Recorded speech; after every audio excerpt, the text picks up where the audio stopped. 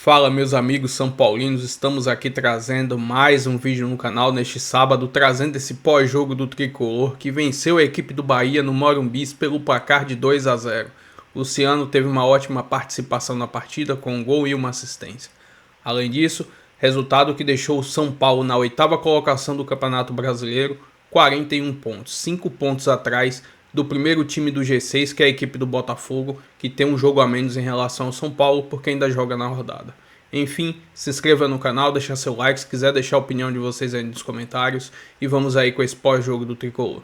Aqui, Rafael, boa noite, parabéns pela vitória. O tamanho do sentimento até de alívio, né, com essa vitória hoje importante para o time retomar o caminho aí em busca do objetivo da Libertadores. Boa noite, sentimento de gratidão e de alívio, com certeza. A gente precisava muito da vitória, mas eu acho que mais do que essa sensação boa dos 3 pontos conquistados, eu acho que a sensação de termos feito o nosso futebol, de ter entregado, de ter dedicado, eu acho que foi bem merecido essa vitória. Então, muito feliz pelo grupo que trabalha muito. Passamos por dias difíceis ultimamente, nas derrotas, não é fácil, mas em casa, com o apoio do nosso torcedor, acho que foi muito importante e eu acho que nos traz de novo essa confiança para que a gente possa jogar essas 8 finais que nós vamos ter aí no Brasileirão. Tá certo, muito obrigada, Rafael. Vai lá comemorar e descansar. É isso, Diniz. Obrigado. Já estão aqui no nosso telaço Paulo Andrade, Alexandre Losetti, Aline Calandrini para conversar com a gente sobre esse bom jogo. Fazia tempo que o São Paulo não jogava bem e hoje fez um bom jogo no Morumbi e deixou o seu torcedor feliz no sábado à noite. Boa noite, Paulo. Bem-vindo ao Troca, meus amigos. Obrigado, Diniz, Eric, Alex, craques do Troca de Passes. Pois é, né? Principalmente o primeiro tempo do São Paulo foi muito bom, muito bem jogado. Para pouco mais de 15 mil torcedores, que é digno de nota. O São Paulo está acostumado a colocar muito mais gente, mas vinha numa sequência de 7 derrotas nos últimos 8 jogos, com eliminação da Libertadores no meio do caminho, o torcedor impaciente, principalmente com a diretoria, e hoje protestou, né, mais na reta final do jogo, mas com toda certeza vai embora feliz da vida para casa pelo primeiro tempo que o time fez. Acima de tudo, antes de olhar para a tabela de classificação, né, a importância de buscar o G6 no campeonato, era preciso vencer, virar a chave finalmente depois da eliminação na Libertadores, que custou tanto psicologicamente, tecnicamente, enfim, de todas as maneiras ao time. E enfrentavam um adversário que vem bem no campeonato e que está na mesma disputa, ali G6, quem sabe espiando o G4, mas que não tem um bom desempenho fora de casa. São 6 jogos agora do Bahia sem qualquer vitória fora de casa, sem qualquer triunfo, como prefere o torcedor baiano, com 5 derrotas e um empate nessa sequência. É muito pouco, né? Um pontinho somado apenas em 18 disputados. E assim se deu a vitória do São Paulo 2-0, depois, repito, de um primeiro tempo de almanaque muito bem jogado. Calan. Oi, amigos. Bom, fala, galera do Troca. É isso, acho que o desafio do Rogério é conseguir que essa equipe seja mais competitiva, né? Que faça diferença fora de casa. Dentro de casa a gente viu como que é o melhor mandante da competição. É claro que hoje no segundo tempo teve alguns problemas em si, né? Algumas alterações, algumas lesões ali de jogadores que tinham acabado de entrar, como o próprio Sanabria, como o próprio Gilberto, que iam tentar mudar ali a condição do jogo, mas teve muita dificuldade. E aí o segundo tempo faltou poder mesmo, né? E um São Paulo que acabou controlando o segundo tempo. O primeiro tempo do São Paulo lembrou muito o São Paulo assim que o Crespo chegou, né? Aquele jogo apoiado, uma defesa sólida, um meio-campo bem equilibrado, o Maia participando dos gols, Bobadilha participando dos gols, o Luciano voltando a marcar, o Lucas já consegue se movimentar melhor, você vê ele muito mais participativo, né? Marcos Antônio ditando o ritmo do jogo, sendo aquele Marcos Antônio que a gente está acostumado. Então, foi um São Paulo que jogou bem, sobretudo no primeiro tempo. O segundo tempo teve mais um controle de jogo. O Enzo conseguiu tirar uma força, uma arma que o Bahia tem, né? Que é o Ademir, aquele cara de 1 contra 1. O Enzo foi, para mim, um dos melhores, né? Se não o melhor na partida. A gente elogiou durante isso. O próprio Mike, no primeiro tempo, o garoto da base, também conseguiu competir, acabou saindo por causa de um cartão amarelo, era um risco por ali. Então, foi um São Paulo que jogou muito bem, né? Isso aí é importante falar. E além dos 3 pontos, é a questão que a gente tinha falado sobre essa confiança, retomar aquele bom futebol, que isso possa ser a virada de chave para o lado do São Paulo em busca do grande objetivo da temporada, que é buscar essa classificação da Libertadores. Esse gol não valeu, né? A arbitragem entendeu que o Alan Franco, em posição de impedimento, mesmo sem tocar a bola, disputa a jogada, né? Olha como ele sobe, né, tentando a cabeçada, ele estava impedido, o Arboleda não, o Lucas ia fazendo de cabeça, então esse gol não valeu, mas minutos depois o São Paulo faria o segundo. Num gol muito bonito, né? Assistência do Luciano para o Bobadilla, espetacular. Boa noite, Felipe, Alex, Eric. Eu acho que o desafio do São Paulo, a missão vencida, era se comportar bem durante todo o jogo. O São Paulo, durante essas 8 rodadas com apenas uma vitória, teve alguns bons momentos. O São Paulo jogou bem em Quito contra a LDU e não conseguiu fazer os gols. O São Paulo jogou bem contra o Palmeiras e deveria ter tido um resultado melhor pela forma como foi a partida, pelos erros de arbitragem.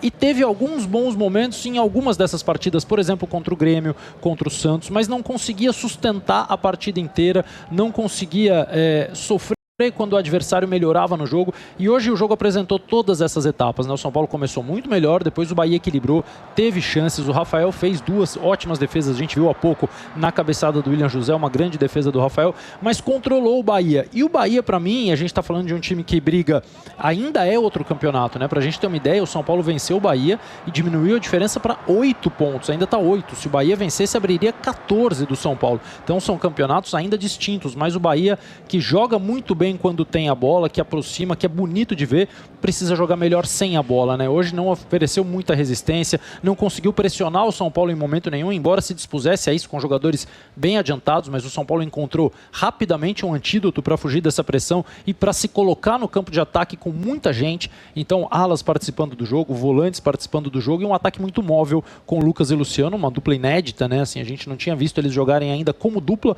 e o São Paulo do Crespo sempre tem uma dupla de ataque. Hoje saiu o Tapia, deu resultado e acho que depois o time controlou muito bem a situação no segundo tempo. O Bahia, incrível o azar do Bahia, né? O Rogério fez 3 substituições no intervalo, entraram o Sanabria, o Gilberto e o Luciano Juba. Com menos de 15 minutos, o Sanabria e o Gilberto se machucaram em lances sozinhos. O Sanabria teve uma dividida com o Mailton, mas que não aconteceu nada. Acho que na queda ele sentiu um problema no joelho e aí ele já matou a 5ª substituição com menos de 15 minutos do segundo tempo, mas ainda assim o Bahia tem uma série de coisas a evoluir. Nós vimos ali o Luciano chegando à marca de 100 gols, Diniz. O 100º gol dele com a camisa do São Paulo, né? É um cara que tem todo o carinho da torcida do São Paulo, que às vezes protesta, que às vezes acha que ele perde muitos gols, vive nessa montanha russa como jogador do São Paulo, mas é um cara bastante identificado com o time, mais de 300 jogos e atingiu essa marca de 100 gols, entrando numa seleta, numa pequena lista de maiores goleadores da história do São Paulo, está entre os 20 maiores artilheiros da história do São Paulo com os 100 gols e depois uma assistência linda, ou seja, até a gente brincava aqui, né? Fez tanta coisa o Enzo Dias, ele só não é o melhor do jogo porque o Luciano meteu o gol número 100 no começo e depois uma assistência espetacular de letra para o segundo gol do Bobadilla, Diniz. E o tapa do segundo gol foi mais bonito até do que o gol que ele marcou, né? Pelo menos para mim. Agora que dilema do Bahia, né? Porque perdeu 2 jogadores hoje, né? Substituídos, já tinham entrado no intervalo, acabaram sendo substituídos, como bem lembrou o Losetti.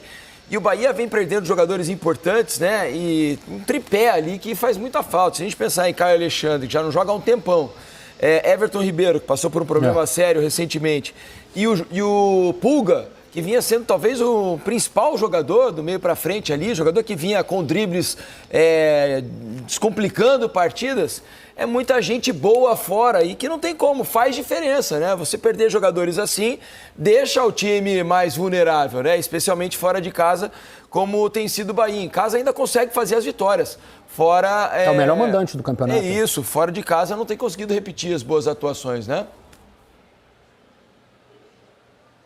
E o detalhe é que o Ademir e o Juba acabaram de retornar também. Eles estavam lesionados, né? E estavam lesionados, acabaram de retornar. Acho que até o Sanabria também estava lesionado. Ele acabou retornando há pouco tempo também, né? Apesar de ter sido titular no último jogo, mas ele vem também de uma lesão. É que foi mais rápido, né? Exato, o período dele foi mais rapidinho. E aí tem uma questão também, né? Aí um detalhe, né? A gente vê a diferença, o impacto desses jogadores foi quando o Juba entrou.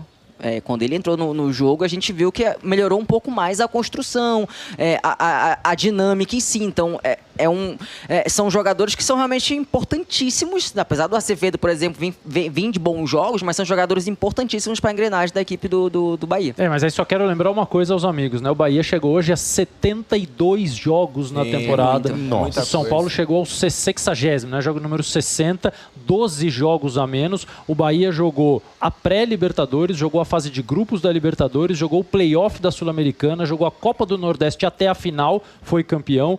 Joga o Campeonato Brasileiro, jogou o Campeonato Estadual, também foi campeão. Então, assim, vai terminar com 80 jogos a temporada, é um calendário absurdo e, claro, que quando você tem um número de lesões elevado, você vai investigar uma série de causas, mas sem dúvida alguma o calendário é uma das causas dessa quantidade de lesões do Bahia. Fisicamente, não estar mantendo, não estar conseguindo suportar o ritmo de meses atrás, né? E agora, só com o Brasileirão, essa data de Libertadores, jogou no meio da semana passada, que não deveria ter jogado, mas tinha jogo atrasado, então ninguém jogou, o Bahia jogou com o Internacional. Um campo pesado porque estava chovendo demais, né? Então, assim, é muito exigente o calendário com o Bahia.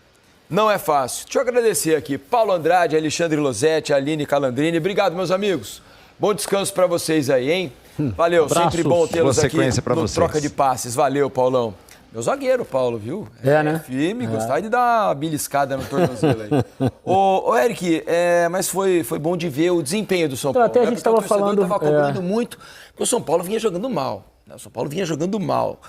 E hoje fez um jogo mais de acordo com o elenco que tem. Embora tenha muitos desfalques, ontem, perdi quase meia hora do programa aqui, Eric, lendo a lista de desfalques do São Paulo para o jogo, né? São 11 jogadores. 11 jogadores fora para essa partida de hoje contra o Bahia.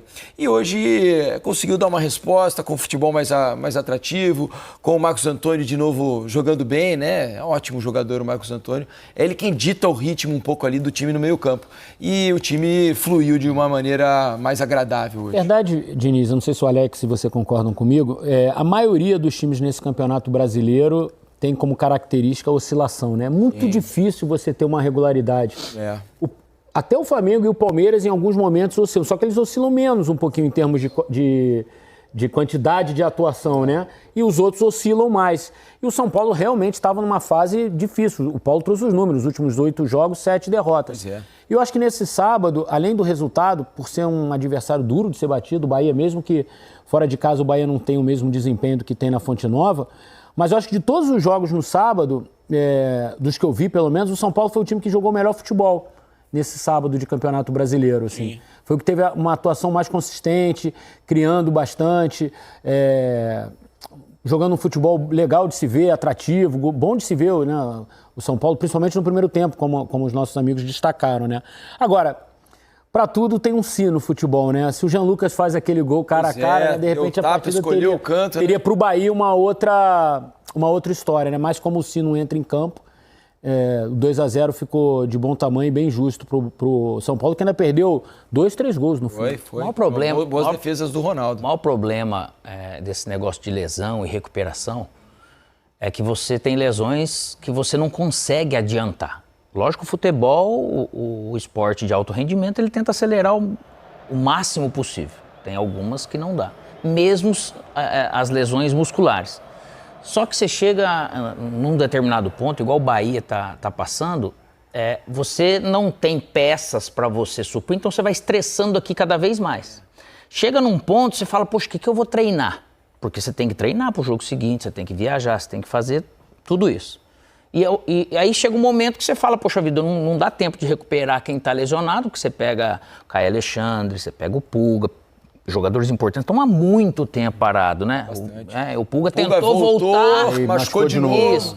Então você fica numa sobrecarga para você quebrar a cabeça. Lógico, aí você tem que puxar da base, tem que puxar de algum lugar. O José teve um período fora também, né? Mas é muito difícil, porque às vezes você precisaria de um tempo, uma semana, às vezes é pouco, mas ela ajudaria para você recuperar, sabe? Dar uma limpada, uma despoluída.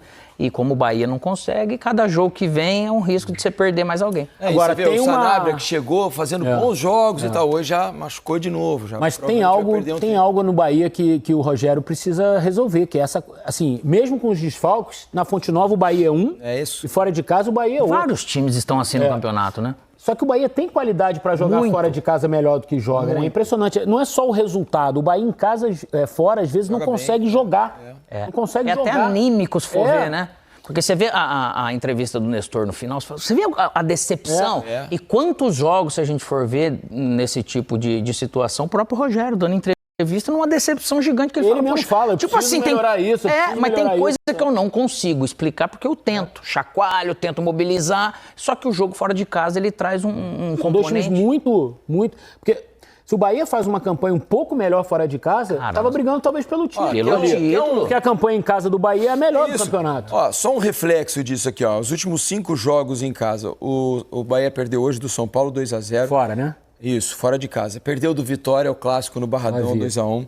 Perdeu do Botafogo, 2-1 no Newton Santos. Perdeu do Vasco em São Januário, 3-1. E aí vem um empate contra o Ceará. Então, em 15 pontos, fez um. Fez um. É muito pouco para um time que está ali na zona Imagina de classificação se desses 15 tivesse feito mais 7. Pois é. 56. Olha lá, estava em terceiro lugar junto com o Cruzeiro. É porque ele empatou 7, né? Você vê, o Mirassol só tem uma vitória a mais do que o Bahia, só que empatou 3 jogos a mais. Mas a gente está falando até de fora de casa mesmo. Então, assim, mas é porque tem jogo igual hoje. Teve a chance ali do Jean Lucas e tal. Eu tô todo quebrado. Eu tento realmente não perder. Porque às vezes o jogo ruim dessa oscilação, igual você falou, tem gente que vai viver 10 jogos de oscilação ou de maneira subsequente ou não no campeonato, tem gente que vai viver 3. Tem gente que vai viver 20. Tem que aprender também para tabela, para somar ponto de alguma maneira naquele jogo que você não foi bem e tentar não perder. É isso. E que jogador é o Marcos Antônio, né? Muito bom. Ele começou meio devagar, porque você sabe que eu já acompanho o Marcos Antônio há bastante tempo, né? Porque assistindo o Shakhtar Donetsk... Ele é da geração sub-17 do Vini Júnior. Isso, do Paulinho. Vi, quando o Shakhtar jogava a Champions League, me chamou muita atenção do Marcos Antônio jogando pelo Shakhtar, né? E fazendo bons jogos. Eu falei, caramba, eu não conhecia o Marcos Antônio no futebol brasileiro. Foi embora muito cedo. Bahia, o apelido dele era Bahia até, na seleção sub-17. E quando ele voltou ao São Paulo, né? Voltou ao Brasil, chegou ao São Paulo, eu falei, pô, o São Paulo fez uma grande contratação. E o começo dele foi devagar, né? Demorou a engrenar. Agora ele já tá no ritmo que eu, pelo menos, imaginava, assim, rendendo bastante. É muito bom jogador. Assim, Shakhtar, Lazio, né? Jogador que conseguiu algum espaço na Europa. Não é fácil, né? E aprende, né, cara? E com o tamanho dele, tem que ser bola, porque ele é pequenininho, né, cara? Você sai do Brasil, você vive esses anos lá fora, você aprende. Ele é muito bom jogador, muito bom jogador dinâmico, né? A gente fala de jogador moderno, tem jogador moderno, tem jogador melhor e pior. Senão é perigoso a gente ser desrespeitoso com o Gerson. Né, que esses caras, poxa vida, como que é jogador volante moderno? O que é volante? Né? Então ele erra pouco, ele faz o jogo andar, é um jogador super interessante. É isso. E quando ele ficou fora, fez muita falta. Muita falta. Daqui a pouco a gente volta